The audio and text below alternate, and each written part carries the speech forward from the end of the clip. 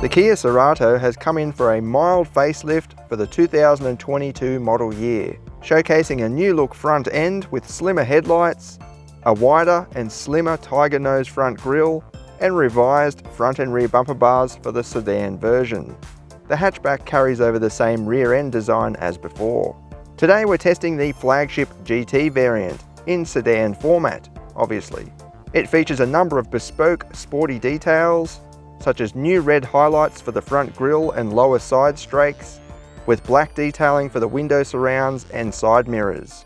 Both the sedan and hatch GT continue with a multi-link rear suspension setup, and Kia Australia has made some changes to the dampers, so now the ride comfort is improved, but without losing its taut and agile response. The GT also continues with 18-inch alloy wheels that feature a red center cap, which kind of looks like a center locking hub. Impressively, these are wrapped in 225/40 Michelin Pilot Sport 4 tyres. They provide more than enough grip for this style of vehicle. Inside, Kia has introduced the wider group's new 10.25-inch touchscreen media interface. It packs all of the usual goodies, like Android Auto and Apple CarPlay, and the GT adds digital radio and a premium 8-speaker sound system by JBL. Unfortunately, there is no fully digital instrument cluster for the Australian spec models. In our opinion, this remains as one of the best cabins of this class. It is just so practical and easy to live with, yet it's also presented in a reasonably suave design and is held together with decent quality materials.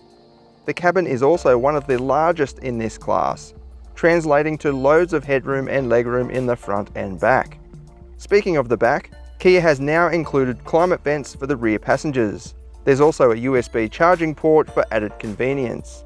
Boot space remains unchanged from before in both the hatch and sedan, which is good as it is quite large for this segment. And there's a space-saver spare wheel under the floor. No changes have been made to the widely used 1.6 turbo engine in the GT. However, during our testing, we managed to further improve on our previous 0 to 100 time. It's actually a very quick car, almost in proper hot hatch territory. It also sounds great. This is what it goes like.